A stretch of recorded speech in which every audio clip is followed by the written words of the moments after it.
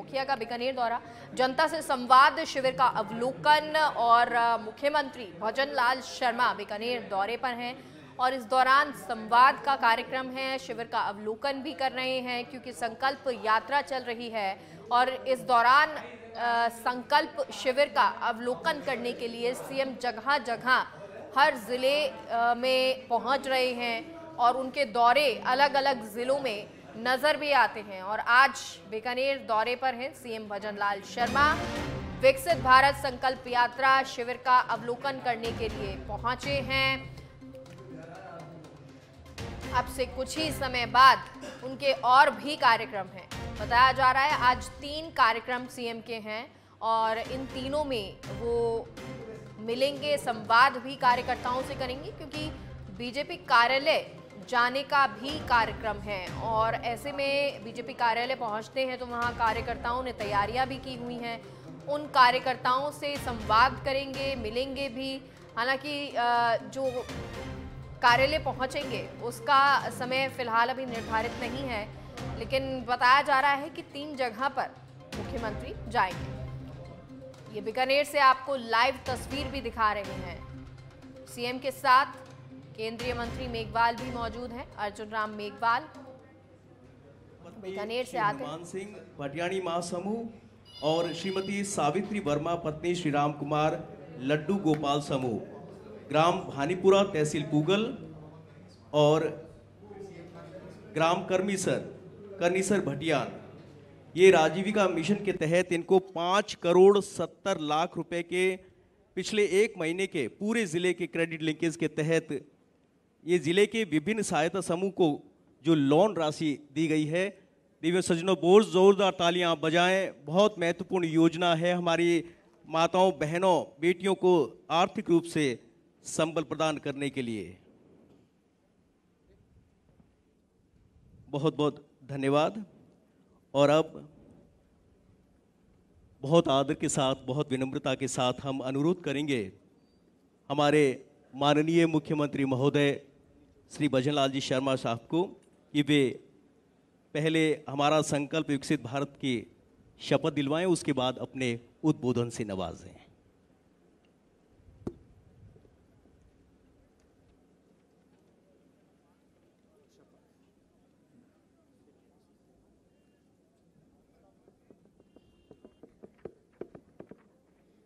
बोलिए भारत माता की।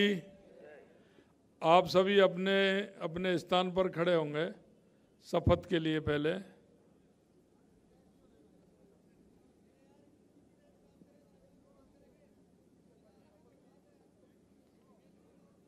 अपना बायां हाथ आगे करेंगे। हम शपथ लेते हैं कि भारत को 2047 तक आत्मनिर्भर और विकसित राष्ट्र बनाने के सपने को साकार करेंगे। गुलामी की मानसिकता को जड़ से उखाड़ फेंकेंगे। देश की समृद्धि और विरासत पर गर्व करेंगे।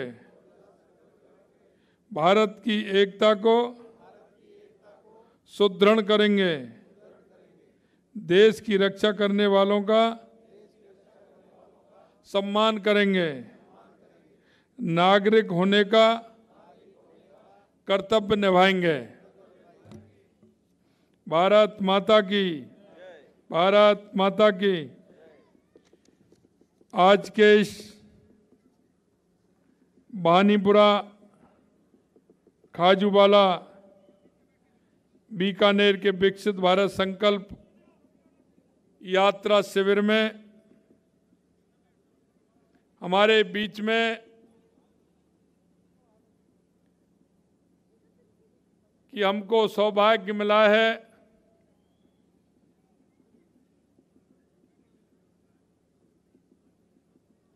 कि पहली बार राजस्थान से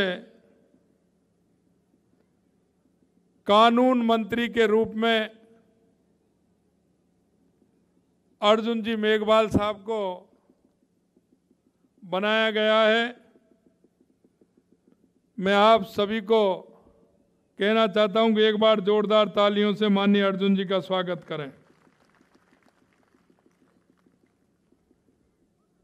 हमारे बीच में आपके अपने ही मेरे साथी जो कैबिनेट मंत्री हैं भाई सुमित गोदारा जी, उनको भी एक बार ताली बजा करके उनका भी स्वागत करें। और आपके अपने ही लाडले विधायक जो हमेशा आपकी चिंता करते हैं, ऐसे डॉक्टर विश्वनाथ जी का भी जोरदार ताली बजा करके स्वागत और अभिनंदन। हमारे विधायक सम्मानीय ताराचंद जी सारस्वत साहब, उनको भी ताली बजाएं। भाई अंशुमान जी, विधायक कोलायत, उनको भी ताली बजाएं। हमारे पार्टी के जिला अध्यक्ष भाई जालिम सिंह जी भाटी साहब, हमारे प्रदेश के मंत्री भाई वासुदेव चावला जी, प्रदेश की मंत्री प्रियंका बालान जी, हमारे संभाग के प्रभारी CR चौधरी साहब,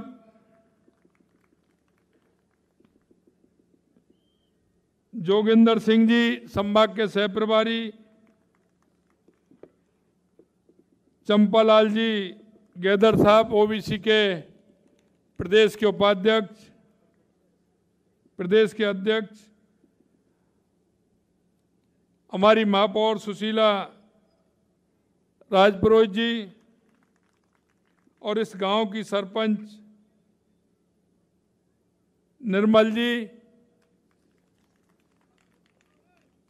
इस कार्यक्रम में आए सभी मेरे पूजा योग बुजुर्गों, नौजवान दोस्तों और बहुत बड़ी संख्या में आई मेरी माता और बहनों, मेरे युवा साथियों, आप सभी के चरणों में मैं प्रणाम करता हूं, वंदन करता हूं, अभिनंदन करता हूं।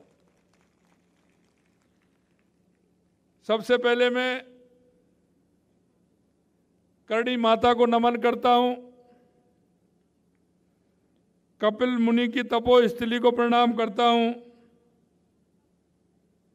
बीकानेर एक ऐतिहासिक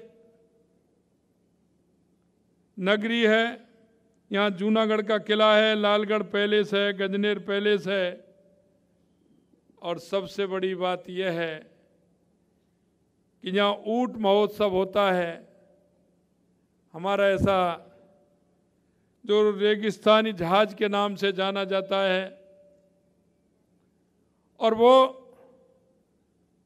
हमारे इस दौरों को और चार चांद लगाने का काम करता है। राजस्थान राज्य अभिलेखाकार,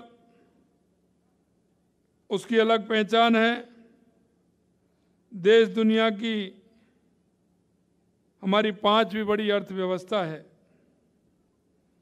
मैं आपको बताना चाहता हूं कि माननीय यशस्वी प्रधानमंत्री नरेंद्र मोदी जी के नेतृत्व में पिछले 9 साल से चाहे हम गरीब कल्याण की योजनाओं को लेते हैं, चाहे हम देश के विकास की बात करते हैं, या हम देश के अंदर जो भारत का मान और सम्मान बढ़ा है, अगर हम उसकी बात करें, आपने देखा होगा 2014 से पहले आए दिन घोटाले होते थे और घोटाले भी ऐसे होते थे जो उनकी शून्य भी गिनी नहीं जाती थी। जमीन में भी घोटाला होता था, आसमान में भी होता था, पाताल में भी होता था। राष्ट्रवादी लोगों के मन में बार बार ख्याल आता था, घोटाला के अलावा आज यहां इस शहर में इस रेलवे स्टेशन पर बम फोड़ा जा रहा है, कहीं किसी बस स्टैंड पर भीड़ वाली जगह पर बम फूट रहा है, तो कहीं किसी मंदिर को निशाना बनाया जा रहा है। हमारे सैनिकों के सिर काटे जा रहे हैं। अस्थिरता का माहौल था, लेकिन आपने देखा होगा 2014 के बाद मोदी जी ने कहा है, आपने सुना होगा, ना खाऊंगा ना खाने दूंगा, अगर खाया हुआ है तो उसको भी निकाल लूंगा। ऐसे यशस्वी प्रधानमंत्री जी ने आज जो मोदी जी की गारंटी गाड़ी आपके गांव में आई है, इसमें गारंटियां हैं। यह शिविर किस लिए लगाए जा रहे हैं? ये शिविर इसलिए लगाए जा रहे हैं कि जो 9 साल के अंदर गरीब कल्याण के जो कार्य हुए हैं उनकी समीक्षा हो, उनमें देखा जाए कि हमारे उस अंतिम पंक्ति में बैठे उस व्यक्ति को, क्योंकि माननीय हमारे यशस्वी प्रधानमंत्री जी जो पंडित दीनदयाल उपाध्याय जी ने कहा था कि अंत्योदय, अंतिम पंक्ति में बैठा हुआ वह व्यक्ति जिसको आवश्यकता है उसको लाभ मिला या नहीं मिला, इसके बारे में इस मोदी की गारंटी गाड़ी से उसकी समीक्षा होने वाली है, समीक्षा हो रही है। उसमें क्या कमी है, उस योजना का पूरा लाभ मिला या नहीं मिला? क्योंकि पहले आपने देखा होगा कटमार का चलता था, कट लाभ कितना मिल रहा है और लाभार्थी को पूरा लाभ नहीं मिल पाता था। 2014 से पहले ये स्थिति होती थी, मोदी जी ने वो बंद कर दिया। और अब वो कहते हैं कि किसी तरह की योजनाओं में कोई खामी तो नहीं है, इसकी समीक्षा होनी चाहिए। और दूसरी बात कि इस मोदी जी गारंटी वाली गाड़ी से कोई भी पात्र व्यक्ति जिसको योजनाओं का लाभ मिलना चाहिए वो व्यक्ति कहीं रह तो नहीं रहा है। मित्रों, आज आपने अभी शपथ ली है और शपथ में अंत में आपने देखा होगा कि मैं नागरिक होने का कर्तव्य निभाऊंगा। इसलिए मैं जनप्रतिनिधि और हमारे कार्यकर्ताओं के लिए आपसे भी मैं निवेदन करना चाहता हूं कि हमारा भी कर्तव्य है कि हमारे मोहल्ले में, मेरे गांव में, मेरे पड़ोस में कोई ऐसा व्यक्ति तो नहीं रहता है जिसको कि किसी की आवश्यकता हो। वो किसका पात्र है, उसका लाभ मिलना चाहिए कि नहीं मिलना चाहिए। अगर उसके घर में शौचालय नहीं है तो शौचालय बनना चाहिए कि नहीं बनना चाहिए। अगर उस पर आवास नहीं है तो प्रधानमंत्री आवास उसको मिलना चाहिए कि नहीं मिलना चाहिए। अगर हमारी कहीं कोई बुजुर्ग हमारा बीमार है, माता हमारी बीमार है, हमारा कोई भाई बीमार है, तो उसको इलाज मिलना चाहिए कि नहीं मिलना चाहिए। मित्रों, मैं कहता हूं कि मुर्गी के लिए तकुआ का घाव बहुत बड़ा होता है, तो अंतिम पायदान पर हर व्यक्ति गांव में गरीब जो बैठा है जिसको लाभ मिलना चाहिए, हम उसका सहारा बन सकते हैं कि नहीं बन सकते हैं।